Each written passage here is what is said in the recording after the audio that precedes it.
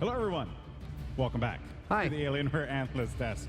Of course, that was awesome. I mean, cool, really cool cosplay competition. Yeah. It's that Scylla was like the cutest thing. So I watched them walking through the hall, right, and the parents came together and they were able to show off their little girl in Scylla, and it's amazing too because she's adorable. But the dogs that were made there, they walked in with just her and the elephant, and the dad's walking in holding these 4 dogs, and they have like these Kroger, which is a supermarket here in the southeast, just covering the head. So I just see this weird like dog tentacles with like grocery bag heads on them, just like Scylla. That's it. It's still terrifying. Yes, absolutely. Of course, guys, as you see there in the corner of the screen, right next to Drybear's forehead, is the timer for the finals here, the grand finals.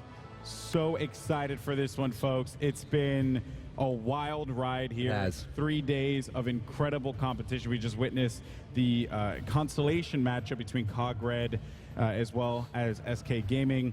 But now let's talk about Cog Prime. Allied, I want to take it over to you. You have a lot of experience with this team. You know, they're very well loved. What is it about Cog Prime that has set themselves apart from everyone else in this competition?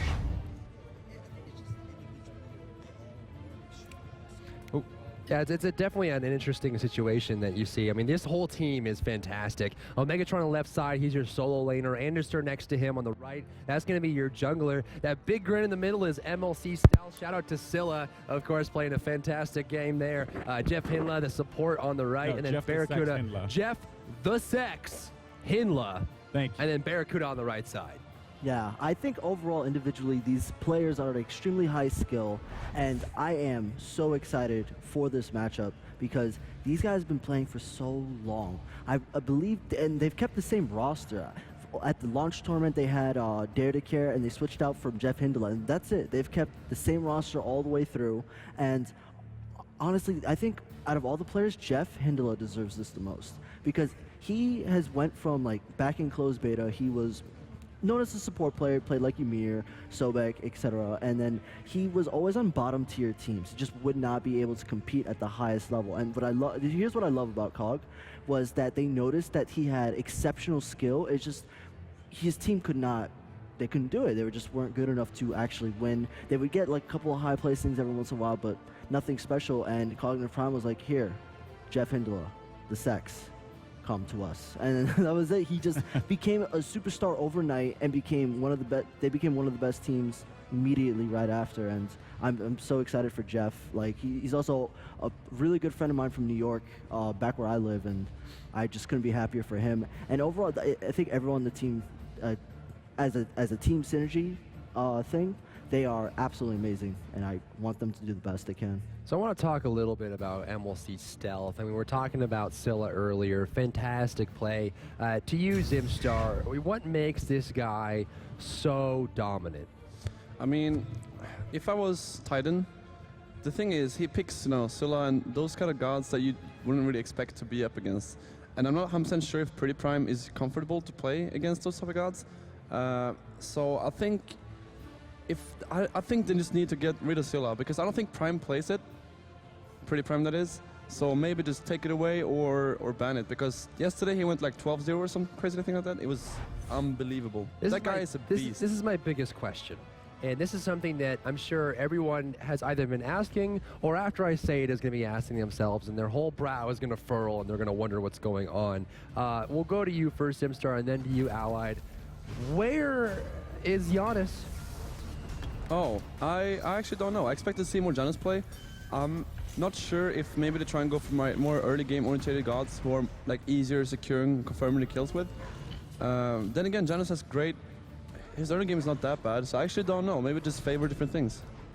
I think it's there's better laning phase picks, and the rotations aren't as necessary early game.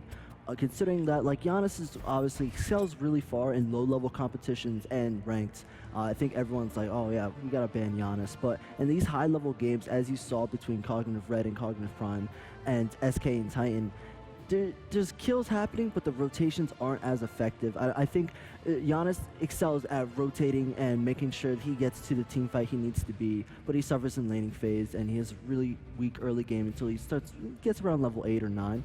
So I think what's happening is these competitive teams are valuing more excelling, because as you saw, like a lot of teams are picking early game comps, but that scale well into mid to late game. So I think Giannis would hinder that, and they wouldn't be able to set up as well, and teams are just overlooking him. I wouldn't be surprised, honestly, if we just don't see Giannis, period, at this point. I mean, it's at the finals, would you bust out that particular god? No, I mean, I know for a fact Cognitive Prime is well practiced in Giannis, but I don't think they're going to fit it into their team comps, and frankly, they don't need to. There's a plethora of mid gods available at the highest level that they need, so they have like Agni, Skilla, like everything that Mixtel plays. I'm surprised we haven't even seen his famous Zhang Kui mid. Zhang Kui, that's right. Yeah, so definitely a big play for him. Very durable character. We've also seen Industry kind of moving more into those damaging roles in the jungle, so maybe they don't need as much damage. And so, Zhang Kui, they want a little more utility maybe with like the raw picks, or, Scylla's always great. We saw it in the last game where Prime was playing Cog Red. Kronos, of course, Boosh on the side, and he was at 80% HP. I'm a monster, dunked down, and it was just instant shot. So the damage is there, certainly. And, Ally, I feel like you would probably be the best one to talk to you about this, with your experience at Cog Prime. Where's the weak link? And if you're trying to break it apart, where do you start? On Cognitive Prime, the weak link, it's really hard to say. They all excel. I would say most likely if you can find a counterpick matchup against Omega, you would start there, just because he plays a lot of bruisers, but you could catch him off guard with maybe a weird matchup, maybe like Bakasura versus one of his matchups, take all his buffs, stop his farm a little bit. Omega is always used to being top farm. You make him not top farm, you might see him crack under pressure there. Also, I think camping the dual lane, I know for a fact Barra hates it. He's like, oh man, Weekend's always in my lane, man. I'm like, don't push up, baby. Like, no, but honestly, I think maybe some pressure in the dual lane could work wonders. And then, I mean, Lannister, like, that's the joke. Even though Lannister's been performing well, like, amazingly this tournament, that could also be, like, you stop him in the jungle early, you relieve some of the pressure from some of the lanes. But I don't see any of that happening. I think Cognitive Prime, like, the strong favorite going into the finals. Well, you made mention of him, right? Lannister, right? We got to talk about him. Another player we have to highlight here for Cognitive Prime as they're coming into this matchup, playing the jungle position for this team. Now check this out. Most assists out of any jungler. I mean, that's incredible, right? And I'm assuming that was in the Smite Pro League, right? Not necessarily this weekend, but, because that would be an absurd amount, but to think like that is a great stat to have. That is what you want to see. Before this graphic goes away. Never mind. At the bottom there, it said that Aimster actually took the year off to focus on SWC, and that's actually a really cool thing to think about, right?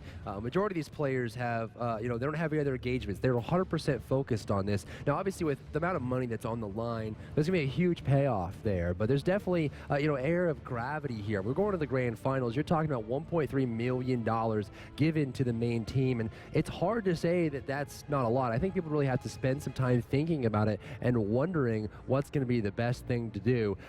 Honestly, I really wish I had some tea, just some tea time to think about it. Maybe even, something just sustainable, some nice carb gains, some meat, maybe like a burrito possibly. It would really do it. Yeah, so, a burrito would really help. Just keeps you going. The carbs give you energy, some ATP, then you relax, right? But you want to represent Smite with that Smite shirt, some Cog Prime going on, and then maybe some dessert to polish it off, right? You want something sweet to polish off your mouth, get that palate rolling. So maybe something like, a nice little shot, some nice creamy dessert, and just keep that running through your mouth. Your palate is extended, and you realize that when it's all said and done, that you really don't know what happened. All right. So, I mean, of course, that is called Pro Phil there, by the way, in case you guys don't know. Let's talk more about Handenster.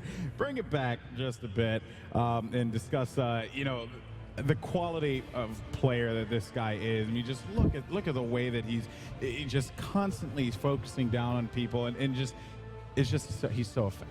Well, he's also super focused, but one thing we should mention about him is he's very invested in the game. And something we saw yesterday, Anderson actually had a lot of trouble dealing with the pressure. He was getting very invested, and his emotions ran high, and he was wondering how he can get back into the game. And so, the stage is now even more amplified than the semifinals. So, you've had a lot of dealings with Anderson yourself, Allied. What is he like as a personality? I think Anderson's a very soft-spoken person. He's extremely nice, and he's well-mannered. I actually enjoy being around Anderson and his company a lot. In-game, I couldn't tell. I've never teamed with Anister. I've teamed with Omega and MLC Stealth and Jeff Hindela. But I could not tell you how Anister is in the competitive scene in voice comms or whatever. But what I've heard, he's just a very straightforward. He's very communicative and he's easy to work with. And I think going into this, I don't think emotions will be a problem. I think Anister, he's got his head on the right shoulders and he's ready to go for the finals. Yeah, it's going to be very fun to see what Anister brings to the table there in the jungle. But then you got to talk about another amazing player in this COG Prime lineup, the one and only Barracuda. Oh. So Barracuda, obviously a fan favorite here, and lots of excitement out of this young man when he realized when they got that opportunity, I should say, put themselves in that position to be playing for this sizable amount of money. But what is it about Barracuda in that hunter position? And Allied, I'm going to ask you, and Zimstar, I want you to add on as well. But because you play hunter, what does Barracuda do so well for COG Prime? How does he fit with this roster?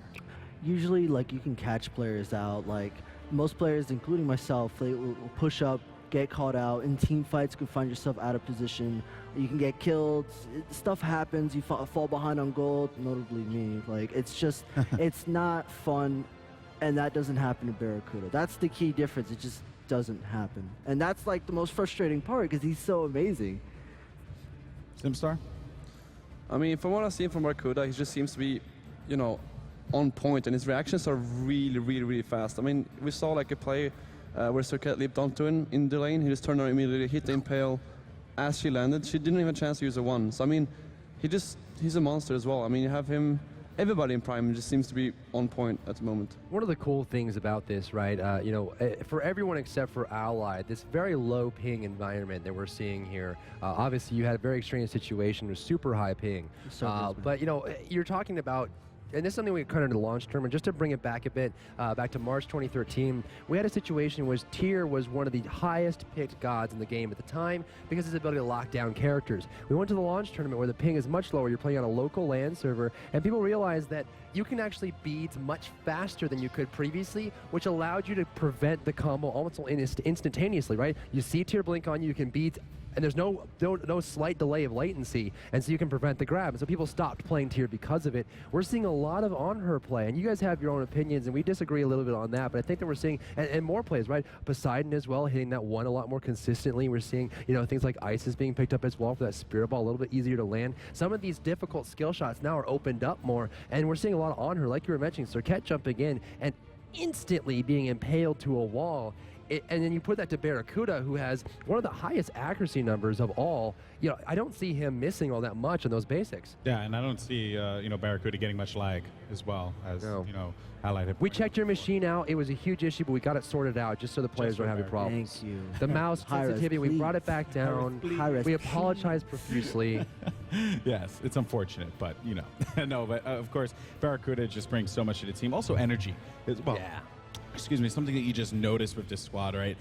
You could see it in the face cams, right? Just the energy, the excitement out of them. It really is something to admire. But now let's move on to our next player that we got to talk about here. The one and only. Hit it. Jeff the Sex Hinda.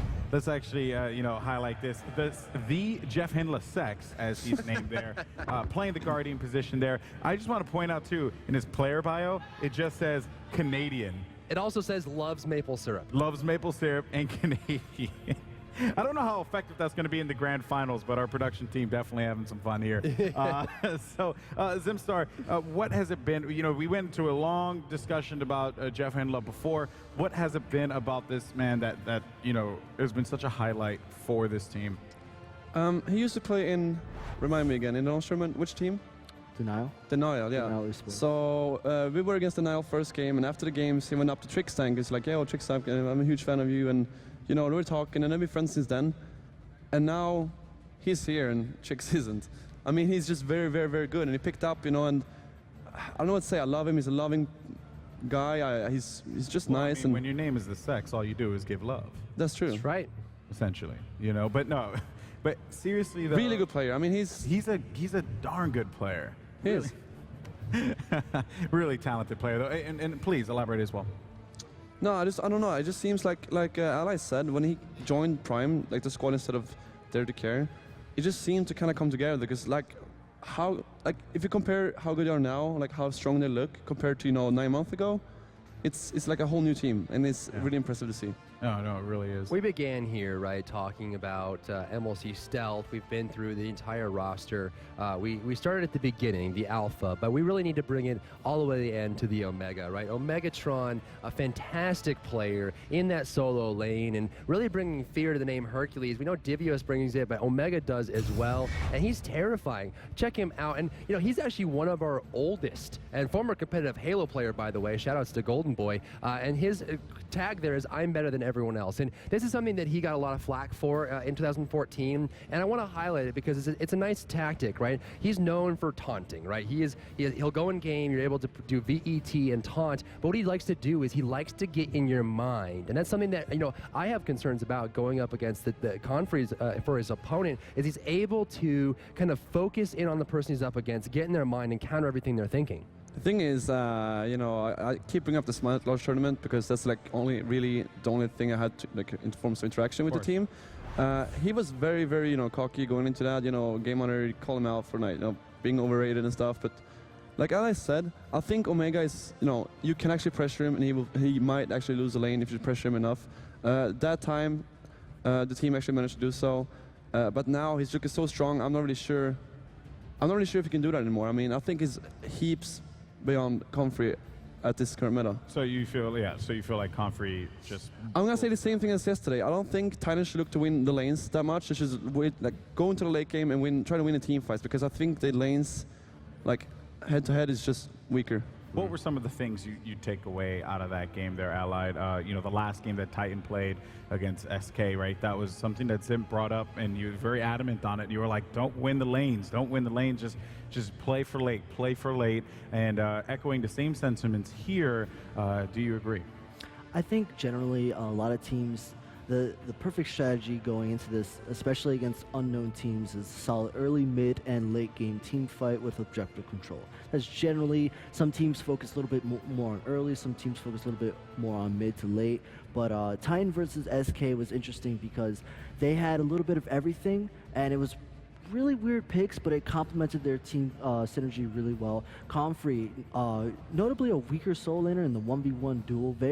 He's aggressive, but he sometimes gets caught out a little bit. However, he played outstanding because of Repicas's Athena jungle. And you notice there was a lot of Repicas sitting in lane, applying pressure. It was almost like a double dual lane. And that was interesting to note as well, that Athena could teleport to any lane that was needed to help out their fellow teammates, on top of having jungle control and still being the aggressive Repicas we know. And that was also cool because Repicas didn't need to outright do anything. Like he just didn't have to carry, didn't have to hyper carry, he didn't have to carry his team. It was all up to them, and they excelled at it. And I was very happy to see Comfrey just be an absolute beast like he can be in those team fights. One thing we saw from Titan that worked really well is putting Repicas in more of a supporting role with that Athena, and also bringing him into the solo lane to support Comfrey. One thing we know about Answer, he likes to support the mid lane, but let's take a look at Titan and see what they're all about.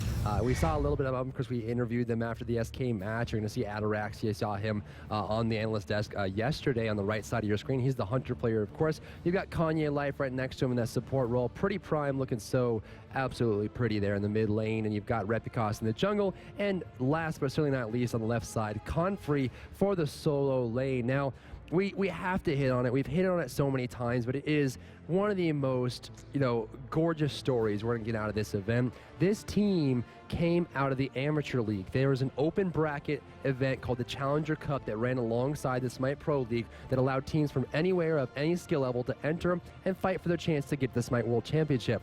They fought through that. They got through the wild cards. They got through the regional championships. They got here to the Smite World Championship. They fought their way through SK quarterfinals. I mean, nothing about their road has been easy. They've hit every single roadblock along the way, and they've demolished that roadblock to keep on moving forward. The last one in their way is going to be Cognitive Prime. Yeah, I mean, Cognitive Prime is quite the challenge for them to have to deal with here. Let's also highlight some of the players from Titan. First up, we have to talk about, as you mentioned before, the hunter for Titan, Ataraxia. This, again, just an absolutely talented player, and really, I would have to say it's going to be quite the challenge for Barracuda, because Ataraxia was just playing absolutely lights out yesterday. Yeah, he was, and you can see him with that grin. Over you to Allied. What makes him a good hunter?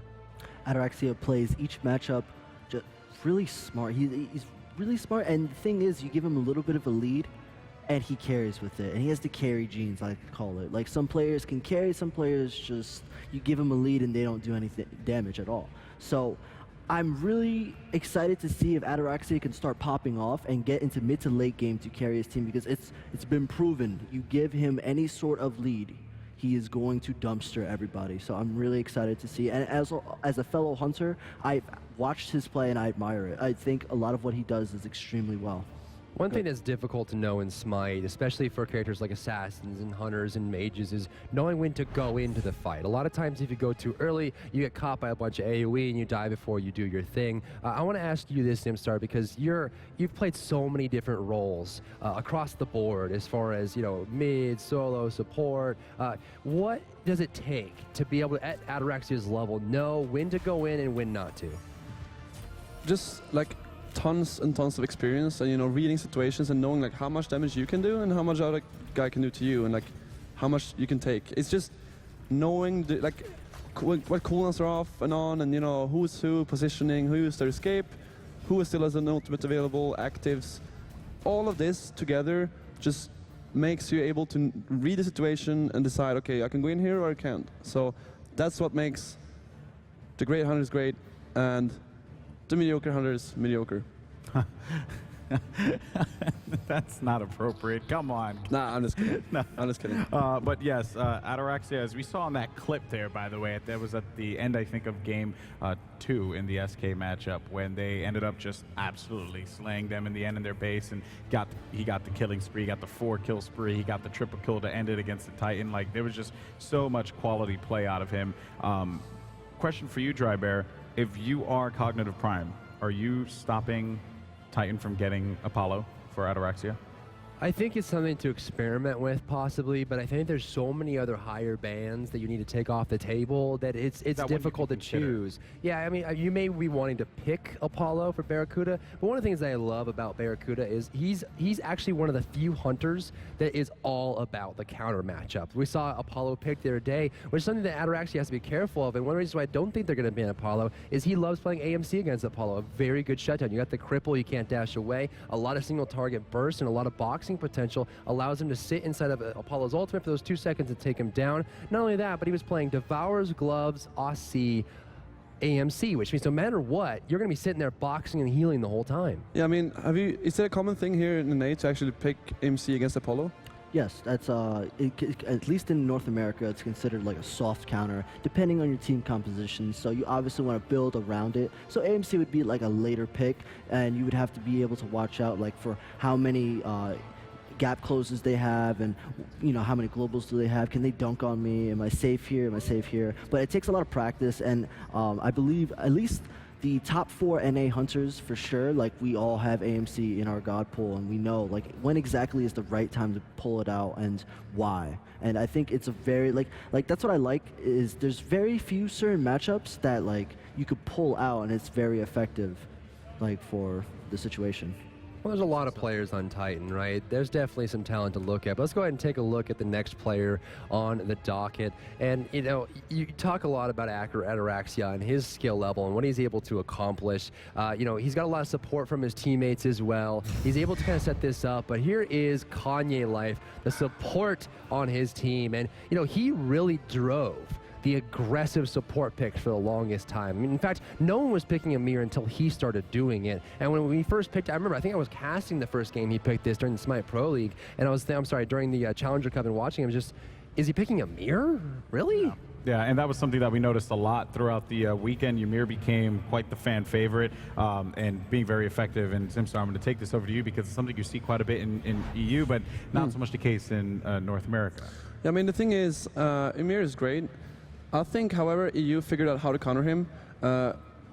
Hercules and Sobek both hard counter him in lane, especially if you have an Anhur. So like basically if you have an Anhur, put down your pillar, it's an easy pull for the Hercules. It's basically impossible to miss, right? And before Hercules is any tanky, he would just keep dying in lane. So what happened was that we almost went full circle. I mean, they picked Amir, we picked Herc, we beat them, and then they started, you know, banning the Herc, we banned the Amir, and now like both of them are out. But you know, it's just become this weird thing. So now there's like an NA team against an EU team. They might, again, underrate the Ymir. But at the same time, if you figure out how to counter him, then, you know, then it's just going to be trouble for Titan. I think it's going to be a repeat of what Cognitive Red did to SK. They're going to ignore the Ymir, and they're just going to either camp it or just absolutely ignore it. I don't think Ymir was that effective in this series. It didn't really do too much. And I think going into Grand Finals, just there's better Guardian picks, honestly, but Ymir is just too risky. Also, at this stage, like, you could pick Athena if you want control, or you could pick anything else, really. Like, I do value Ymir, I do, especially as an old school support main. I used to play Ymir every game, but I do realize his limitations, and I think if Ymir is played by Titan, I think Cognitive Prime is going to punish it. Okay, all right, well, fair enough there. And now another player that we got to talk about is Confrey for Titan, the solo for this squad. Confrey is, you know, he's a big point of the conversation, a big subject in the conversations, especially going up into the matchup in the solo against, what is that going to be, Omegatron. That's right. It's going to be tough for Confrey there.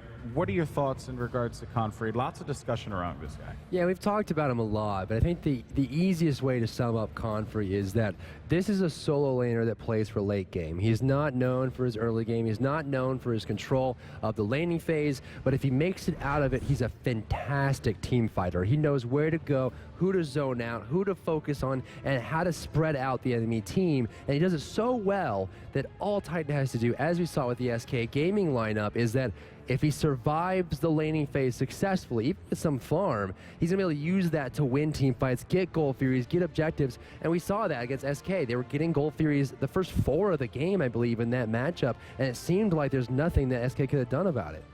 Well, it's actually interesting going into the finals here. Now, I believe Confrey has played a lot of Osiris this tournament. However, versus the Cog Boys, they don't let Osiris through ever. So I'm really curious to see what Confrey will do with Osiris pretty much guaranteed ban going into the finals. Like, I'm 100% sure Osiris is not going to be available. So and obviously I believe it's pretty accepted between both regions that it's going to be a warrior in the solo lane of some sort. Like, there's going to be something tanky there. So what would Confrey go there? I hope he's well practiced on his Hercules, Chalk, Guan Yu.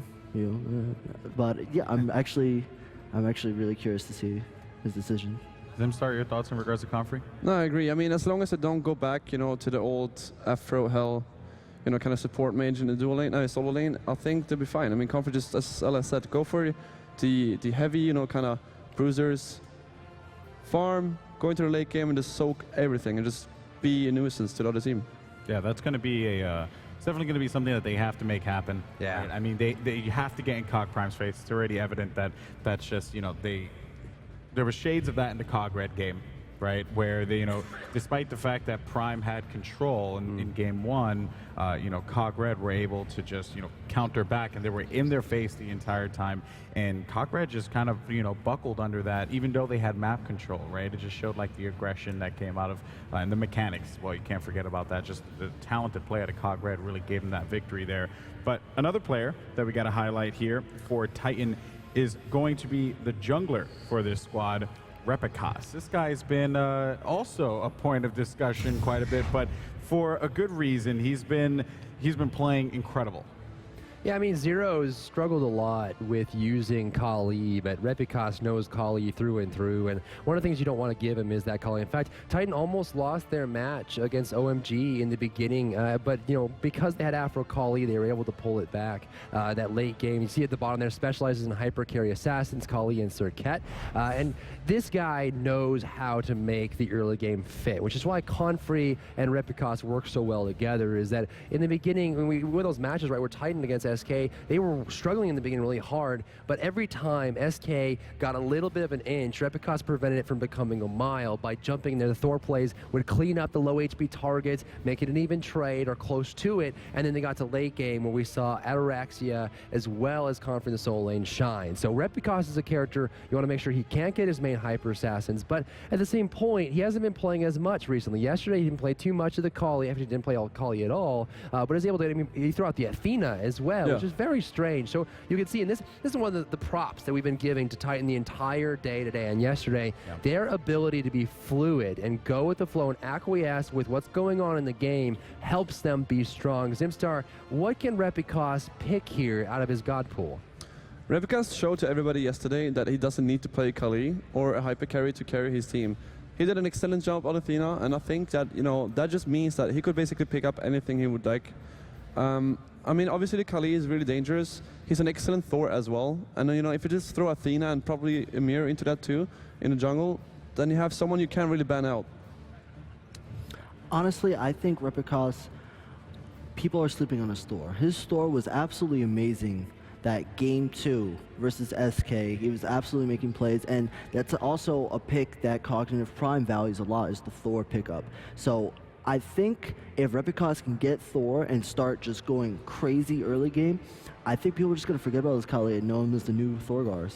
Yeah, I mean, we're talking about Cognitive Prime up against Titan, but someone who on Titan has the name of Cognitive Prime is Pretty Prime himself. I mean, he's got so much talent and his accuracy. I mean, I commonly refer to him as the sniper. His ability to hit those long-range skill shots is among the best by far. Yeah. He likes playing those ISIS characters. He's like playing Volk in the long-range ultimates, and he's able to kind of maneuver himself in the right position to get the damage out, and he's always a threat. Apparently, he also has best hair in EU, and unfortunately, he shaved it recently. It's a little bit shorter. It actually used to be bigger than that on screen, but, this guy, again, and like you were mentioning earlier, Allied, and Zimstar as well, we're talking about mid laners that are unsung heroes. You're talking about Pretty Prime. Pretty Prime used to be this late night rank streamer. He's Swedish as well. So like I checked the stream last night. He lives really close to me. He used to be this like rank player who, he was good, but was like, yeah, he's just a good player, whatever. Yeah, if he's someone's team ranked, yeah, good. He won't feed. But then he just kept on playing, and now honestly, I would place him as probably rank 1 mid laner in Europe. He just seems to know what's up, He just knows when to be aggressive, knows when to disengage. All around, extremely good player. Now, the story of Pretty Prime is actually pretty impressive. So he came in a little bit later in the scene, so not a lot of players gave him respect. I think it's really hard, especially coming through ranked and queuing ranked non-stop. It's really hard to give him respect unless you're carrying consistently, like winning most of your games. You're known as a hard carry. So Pretty Prime coming in, played mid lane, and notably would feed. I remember watching European streams and it would be like, oh, we got Pretty Prime again. And it was like, oh, Pretty Prime, what is he doing? But over this short period of time, he played, I'm talking non-stop ranked. Pretty Prime has been on good teams, and he has rose up the ranks all the way from the bottom to the top. And absolutely, I'm so excited to have him here because it just shows that hard work, dedication pays off.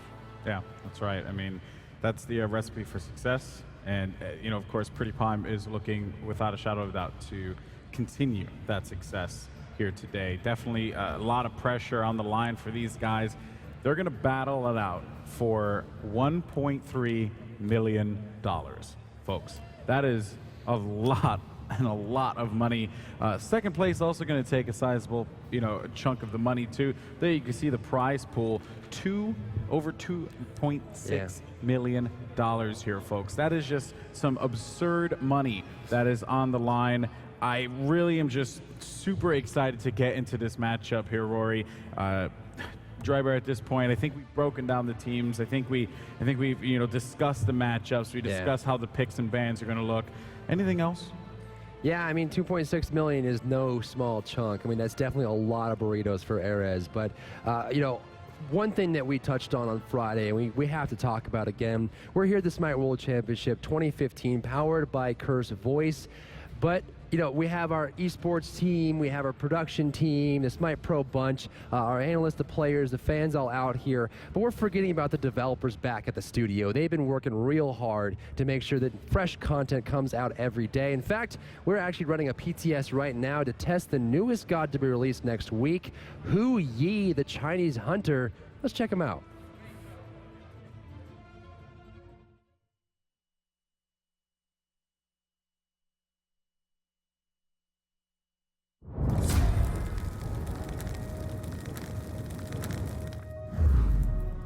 Welcome to the Smite God reveal for Hou Yi, Defender of the Earth.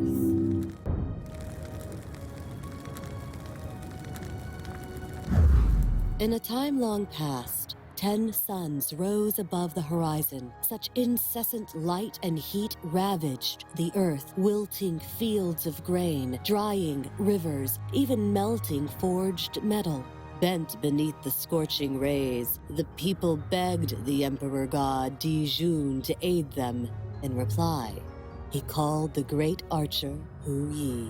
Armed with a mystical red bow and a quiver of white arrows, Hou Yi traveled to Earth. What he found was a barren land. Shielding his eyes, he peered to the sky where the 10 suns cruelly flared. Knocking arrow to bow, Hou Yi loosed a warning at the suns, hoping to frighten them away. But they impassively remained. So, Hou Yi drew again and fired a killing shot. Pierced, the sun exploded in color and a giant red raven with 3 legs fell to the earth, slain by the white arrow. 8 more times Hou Yi drew arrow to cheek. 8 shots more he let fly. 8 more bursts rent the sky, and 8 more ravens fell dead. But 1 sun he left, and so fearful of Hou Yi's archery, the sun behaved.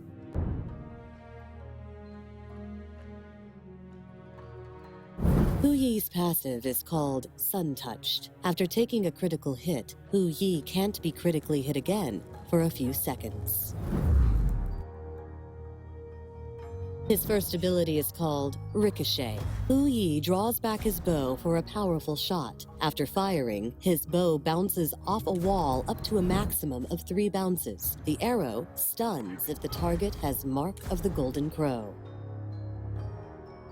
Hou Yi's second ability is called Mark of the Golden Crow. Hou Yi marks an enemy, dealing extra damage to marked targets.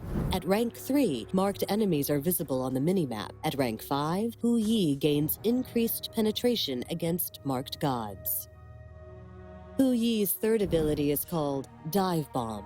Hou Yi launches into the air. After a short time, he quickly dives to the ground, damaging nearby enemies. If the target has Mark of the Golden Crow, they are knocked back. Hou Yi's ultimate is called Sunbreaker. Hou Yi shoots 9 arrows into the sky, striking 1 sun with each arrow. Marked targets will have their movement speed slowed.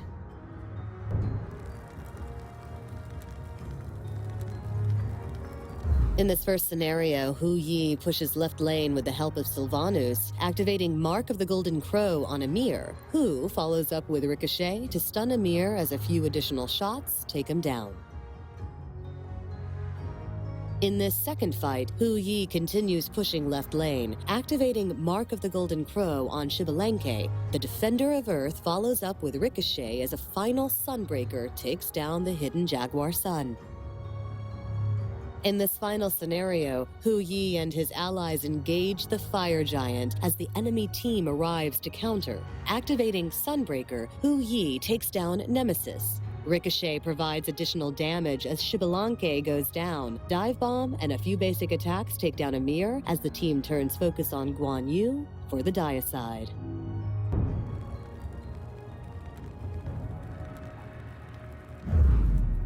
As the Defender of Earth, Hou Yi enters the battlefield with valor and perseverance. Ricochet can provide Hou Yi with a lane clear. Next, picking up Dive Bomb can provide mobility as well as additional damage. From there, the priorities shift to Sunbreaker, Ricochet, Mark of the Golden Crow, Dive Bomb.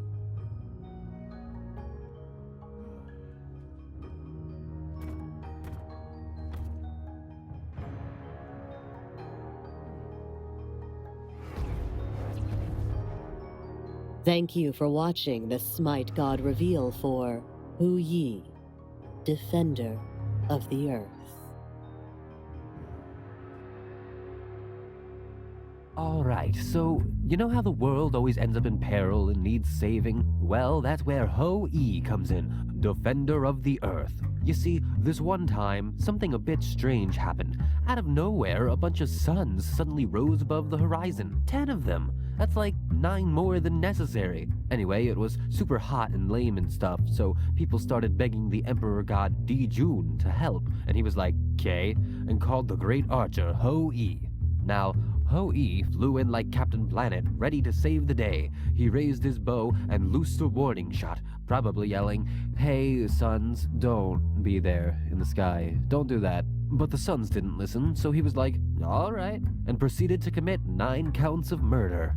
One by one, he shot each sun with an arrow, causing them to explode and drop fat loot in the form of giant dead 3-legged ravens. Overall, it was a good day. Anyway, the final sun was pretty spooked by the incident and began to behave. It dipped below the horizon, and thus everything was hunky-dory. Hou Yi took the power of the ravens he murdered and toured the countryside, defending the earth and being a pretty sweet archer. Suck on that, William Tell. All right, well, there you saw the reveal there for Hou Yi. Looked so cool, by the way. That was, I'm really excited to try that one out. He's a champion billiards player. Yeah, it really is. Yeah. When the bank shot hit, I was like, oh, yeah. that's so cool. Of course, cool stuff there from the development team over at hi-rez. Of course, they've just been constantly churning out new gods, new updates. Right. It's been a great time. But yeah, I mean, we're winding down, as you can see there, the timer there, 16 minutes and 28 seconds, folks. Time is dwindling down for the grand finals here at the Smite World Championship, powered by Curse Voice. We have a couple of more predictions to do, as we've been doing all throughout this day here. Allied, let's go over to you. Talk about, and let's just talk about the teams real quick, the matchups. We won't get into our predictions just yet. We'll wait until about like a couple minutes before showtime begins. We talked about all the players. We talked about the matchups. I felt like we've broken down so much at this point, but what are going to be those the little things, the minute details that could help, whether it be Cog Prime or Titan, overcome and be the Smite World Champions?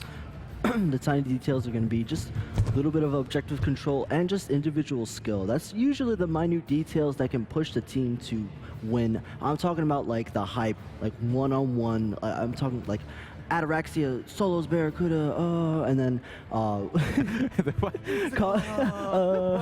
and then Comfrey, like, oh, Comfrey getting bought by Omega, oh my god, like stuff like that, because that is not only hype, but those are the tiny little victories that you need, because they're not objective based, but those tiny little victories, the tiny little goal leads, are what you need to win the games. Honestly, we saw Devios multiple times throughout this tournament. You just walk up, bop Omega, rotate, destroy everybody, be a tanky, unstoppable force. We need that out of all the players. Yeah, I'm best talking like performances. young Badgie's Ymir status, like the clutch walls, like tiny skill displays like that push their gods to the limits are what is absolutely needed to win this $2.6 million prize pool. Yeah, we're talking about some of the best teams in the world, and we had a lot of intentions going into this. I mean, obviously, our predictions were varied when you got down to third or fourth, but we were very similar in the top three as far as who we thought was going to win. And if we've learned anything this entire weekend, it's that teams can surprise you. And not only that, but there are so many pieces that make Smite the game that it is that you can, use and abuse and extrapolate any little piece. And I'm looking at these teams to see who can actually grow the most within this best-of-5 set. We've seen Titan do it, right? They came out game day ready to go yesterday in the semifinals up against SK Gaming, not anticipated to even take a single game off of SK Gaming, and because they were able to change their picks and use them effectively, they showed true individual talent. Zimstar, to you, as you are sporting this brand new bow tie to show your support, what does it take to be able to, I mean, if you jump in, you play a god you don't normally play, how do you approach a lane knowing that you're playing against someone that's playing something that they're comfortable with? I don't know. This is sponsored by Hindu Man, by the way. I just must give a shout out to Hindu. Yeah, he's been on point with the bow ties. Yeah. And he got Scott to wear a bow tie as well. Like, that is just that's an accomplishment. That's some next Which level Scott stuff. looked great in it. Oh, yeah, he did. I give him that much. That's the most I'll give him this weekend. To your point, Sam. I'm just rooting for my EU brethren. I mean, the thing is, Prime is looking really good.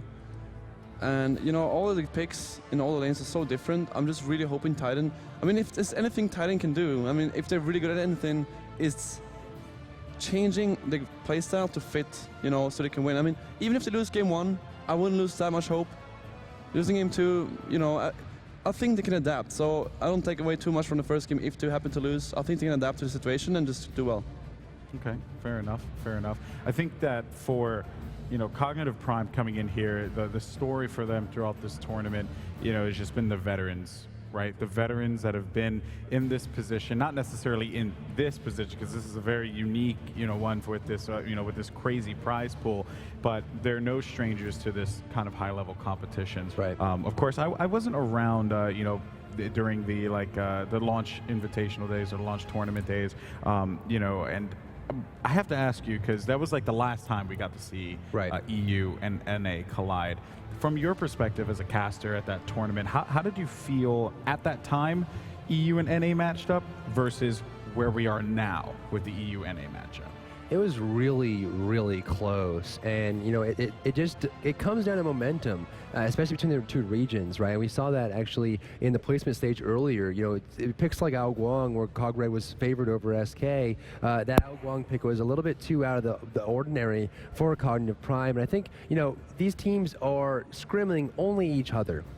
And I feel like that's actually becoming a crutch for some of them in the way that they don't, open their minds and see the breadth that can be the pick and bans process and the team comp creation that gives you so many different options. And we'll see what Cog Prime can do against Titan. And, in the launch tournament, like you mentioned, Golden Boy, we saw TSM, of course, shout outs to Zimstar in the previous lineup there at that event, who ended up taking the whole thing. It was such a fantastic series to watch. And you can see how much the emotion from each game just becomes baggage and carries with you to the next. And one thing that I'm very excited about, which varies from the regional championships we saw. In the regional championships, we saw some teams huddle together, some teams step off stage and loosen up and stretch, and we saw some teams just sit in their chairs, not move, and just brood in the moment. And what I'm seeing so far from these teams is that we hear it while we're on the NSS. I mean, we're right behind the screen. We can hear the players. They go and we think, 1, 2, 3, Titan! And they're yelling it, and they're screaming. Their emotions are there. And I think if you keep doing that, it's that quarterback's mentality, that quarterback's amnesia, where you have to forget the last game. Every game is a single instance in time. Take what you learned, apply it, but then look at every game fresh. Allied, what is that like? Honestly, at least for us, so usually I'm like the person, like, even though I think I can get the worst morale after games, going into the next game, I tell everyone what they need to do, like fresh start, etc. And even though, like, I know for me, like, I have a hard time recovering after a loss, but so does the rest of my team. So I have to help them out as best I can. I think, like, you forget that, and you sacrifice yourself for the team to help out your other teammates and bring the morale up. Yeah, that's right. You know, the point that I wanted to make about that too is, you know, because you know, way back when, right, when I was in 10 times better shape, I played football. I was a quarterback, and that was the mentality that you had to have. But it went beyond the game, and it was every play. Every single play, you have to shake it off. If you make an error, there is no complaining. If there is a misread, there is no going back and thinking, could have done this so much better. None of that exists at this point. It is all forward thinking. That is it. You are a train. You are on a track. The train never goes backwards. It only goes forwards. That is what both of these teams need to do here. And the team that doesn't is the team that will fall. And, you know, I don't know out of these two teams who it is, because the truth is, with Cog Prime, they were in a bad situation against Cog Red. Real bad. Cog Red was bringing it to them. That game one Hercules out of Divios, man, that was earth-shattering. It was just, like, too good. Then you also have Titan. Titan was struggling against OMG, right? Like, OMG, not to take anything away from them, but NA and EU have had more time with Smite than Titan, or excuse me, than, you know, our friends over in China have had, right? And they struggled. They struggled with them. For them to shake that off and just push forward and to dominate SK the way that they did and, you know, move forward to this final, it takes so much endurance, so much just stamina there. It's very, very stressful, and I give a credit to both teams here for enduring, right? They've endured, they've weathered the storm. Now it is time. It's time for them to shine here. Well, I think something that is, you know, worth mentioning as well, when you talk about artists, you know, the creative juices flowing, sometimes it gets inhibited by stress or by, you know, emotional state. And, you know, one thing that is really difficult, and something we saw with SK as well, is if you haven't shaken that off, the picks and bans process is a very creative process. You have to make sure you're reading what picks are coming in, and you're projecting forward 5, 6, 7 picks in the future, trying to balance back and forth. And it's more of a dance. You have to make sure you know what they're picking, what you're picking, what your backup is if they pick this. How do you ban this character out? What are they looking to do and accomplish? And if you don't shake off the last game and you go into the picks and bans, you're gonna default to comfort picks. You're gonna say, I can't think. I don't know what to pick up. I don't know what to counter. What are they going to ban? You know what? I'm just going to pick the guy I know and hope for the best. And that's 100% true. You have to have that quarterback's amnesia in order to go into the next game fresh and look at the picks and bans, because you both mentioned it. You know, we've all mentioned it today. Games are won and lost in the picks and bans process. If you don't get the right tools for your team to use in the game, it can go so poorly. So, you know, you have to be able to jump in the picks and bans and make it work. Well, folks, time is dwindling down here. As you can see on the timer, 6 minutes, 48 seconds. Oh, boy. I think it's time for us to get into our predictions, gentlemen, our predictions. Let's get this one down. Of course, it's been an absolute pleasure all weekend long, of course, bringing you the pregame show for each day here at the Alienware Analyst Desk, but it's time for our predictions. So we're going to start down the line here. Allied, you first. I actually just recently changed my predictions. I'm going to join the Titan Dream here. Whoa. I'm going to say 3-2 Titan. 3-2 Titan, edging him out in Game 5. Yes. Well, I love Cognitive Prime, but after thinking about and honestly, like, analyzing, like, what they've come through and how, like, well they can adapt, especially under this much pressure, Titan Prime. The Titan Dream. Pretty Titan Dream. Titan Prime. Pretty Prime. Woo, scary. Pretty Prime and a Titan Dream. All right. I think it goes without saying what you're doing, but who knows, man? He changed his opinion, so you might too, despite you wearing the bow tie. I want EU to win. I want Titan to win. But if I'm going to be completely honest, I think it's going to be 3-1, possibly 3-2 to Prime. Unfortunately, I just feel like... I don't know. I just feel like that hurt you inside. No, yeah. To the core. I'm rooting for the Titan boys, but you know, if I have to be like look at it logically and you know and compare the teams, I think Prime has an edge.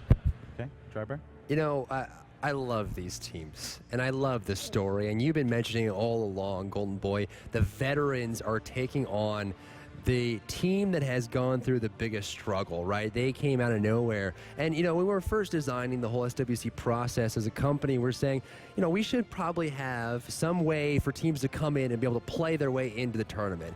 It's probably not going to happen, right? We know these teams have been playing for the longest time. And so you had this team coming out of the Challenger Cup, the Amateur League, and it's like, okay, well, they're actually really good. And then they've got the wild cards, got all the way here. And again, we've been doubting them the whole way.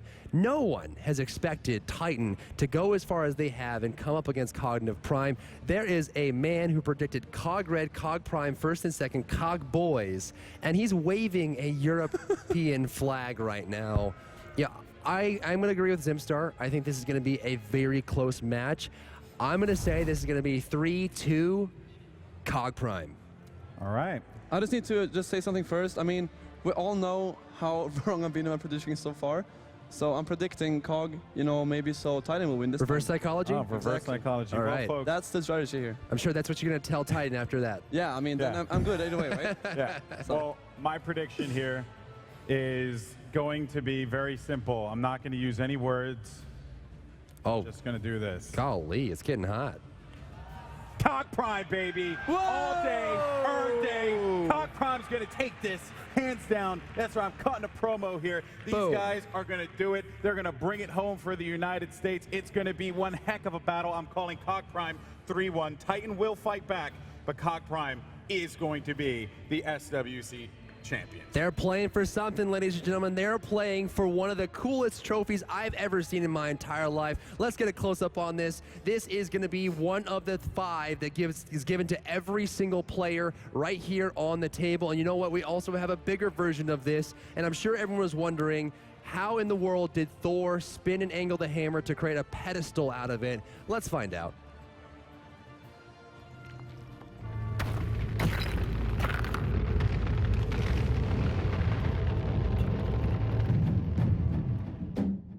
My name is Matt Silva. I'm a special effects makeup artist here in Atlanta, Georgia, and I own the company Black Tie Effects.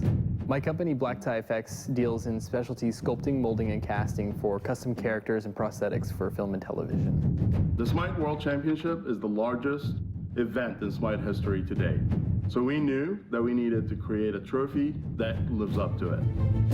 We wanted to make a trophy that was so big and so epic that, whoever won and got to pick this thing up at the end of the tournament would just feel like a hero.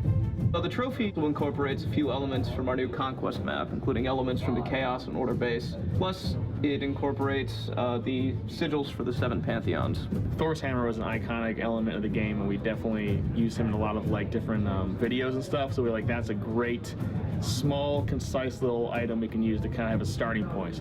For somebody to be able to reach into this trophy and pull that hammer out of the rock, it's just, it really takes it over the top. All these models were designed to be in-game. They're not specifically designed to be physical. So there's a lot of work that actually has to still be done even after they're sculpted. After hundreds of hours worth of printing, we collect all the pieces, we clean them up, and we assemble them together. We bodywork it, and we make it look nice and smooth and polished up, and then once that's all done, we paint it up.